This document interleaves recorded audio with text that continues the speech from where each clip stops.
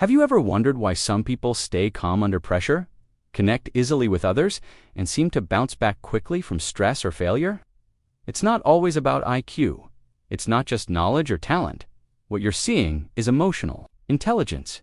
Emotional intelligence affects every part of your life, and most importantly, it can be measured and improved. Whether you're a student, parent, employee, or leader, emotional intelligence is a skill that can change your relationships, your decisions, and your future. Emotional intelligence, or EQ, is the ability to understand, manage, and express emotions both. Your own and others' single quotes. Think of it as your inner guide for how you handle feelings, how you react in tough moments, and how you connect with people. The term emotional intelligence was made popular by psychologist Daniel Goleman in the 1990s. But the concept has been around for centuries. People just didn't have a name for it. IQ is your ability to think and solve problems.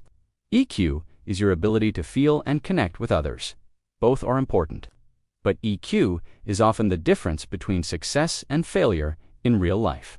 Why is EQ so important? Most of life's problems are emotional. Think about arguments with loved ones, stress at work, lack of motivation, or even anxiety and depression. These aren't problems your IQ can fix. That's where EQ steps in. People with high emotional intelligence are better at managing stress, building strong relationships, communicating clearly, solving conflicts, making better decisions, and staying motivated even after failure. Studies show that people with high EQ earn more money, are better leaders, and live happier lives. In relationships, high EQ means fewer misunderstandings, deeper trust, and stronger emotional bonds. Let's talk about the 5 key parts of emotional intelligence. Self-awareness. This means knowing what you're feeling and why. Ask yourself, am I angry, or am I just tired? Am I sad, or just feeling rejected? People with strong self-awareness don't react blindly. They understand their emotions and where they come from. Self-regulation. This is your ability to control your emotions. It's not about suppressing feelings. It's about expressing them the right way. Self-regulation means staying calm in conflict, thinking before acting, controlling impulses, and adapting to change. Motivation. This is the ability to stay focused, optimistic, and driven even when things get hard. Emotionally intelligent people have internal motivation. They don't give up easily. They find meaning in what they do. Empathy. Empathy is feeling what others feel. It's about truly understanding someone else's perspective. It helps you be a better listener, respond with care, connect emotionally, and support others effectively. In leadership, empathy builds trust and loyalty. Social skills. This is how you manage relationships. It includes communicating clearly, managing conflicts, working in teams, influencing people, and building rapport. People with strong social skills bring others together. They know how to navigate both professional and personal relationships. How can you tell if you have high emotional intelligence? Here are some common signs. You're good at reading people's emotions even if they don't say much. You can handle criticism without getting defensive. You think before reacting. You know how to calm yourself when stressed. You try to understand other people's perspectives. You're aware of how your words affect others. You admit your mistakes and learn from them. You value connection more than being right. You don't let one bad moment ruin your whole day. People often come to you for advice or emotional support. If some of these sound like you already have a strong EQ foundation. What about low EQ? Here are the red flags. You get easily offended or defensive. You interrupt others during conversations. You struggle to understand how others feel. You find it hard to admit when you're wrong. You overreact to small problems. You often say things you later regret. You hold grudges for a long time. You avoid emotional topics or conversations. The good news is that EQ is not fixed. You can improve it just like any other skill. Here's how. Practice self-awareness. Keep a journal of your emotions. Pause and reflect when you're feeling strong emotions. Ask, what triggered this feeling? Why am I reacting this way? Control your responses. Use the pause button. Count to 10 before reacting. Practice deep breathing or mindfulness. Learn to express feelings without blaming others. Build empathy. Listen more than you speak. Ask open-ended questions. Try to put yourself in the other person's shoes. Watch people's body language and tone. Improve communication, practice active listening, avoid interrupting, use I feel statements instead of you always. Be clear and respectful in your message. Manage stress in healthy ways, exercise regularly, get enough sleep, talk to someone you trust. Avoid numbing with food, alcohol, or distractions. Reflect and learn from mistakes. Ask yourself what you could have done differently.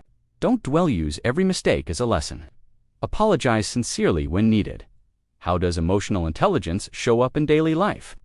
At work, handling criticism without taking it personally, navigating office politics, calmly leading a team with empathy, managing stress during deadlines, in relationships. Listening to your partner's needs, expressing your own feelings without attacking, avoiding blame and focusing on solutions, being emotionally present with children, helping them label their emotions, staying calm when they act out, teaching emotional regulation by example, encouraging them to talk about feelings. What's more important, IQ or EQ? IQ might get you the job. EQ helps you keep it, grow in it, and lead others.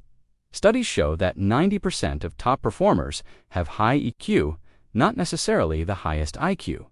In leadership roles, EQ matters even more because managing people is mostly emotional work.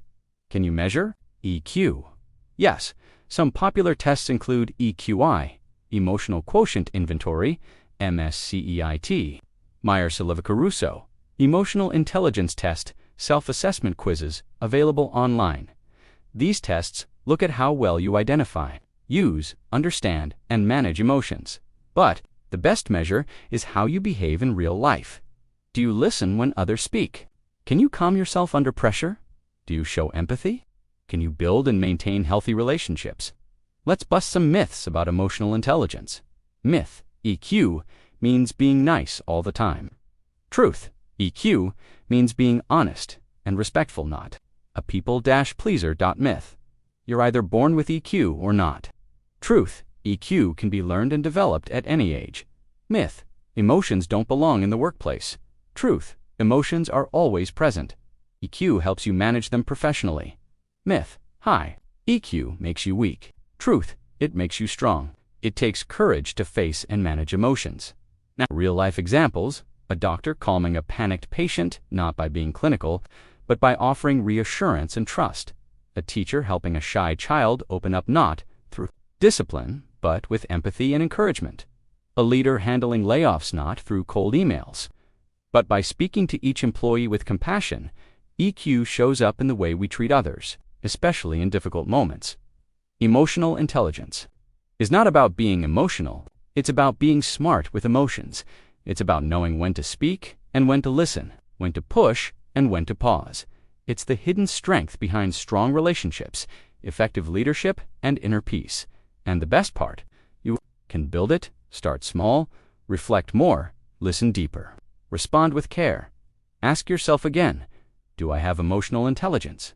If you've come this far, you're already growing it. Let's continue the journey together.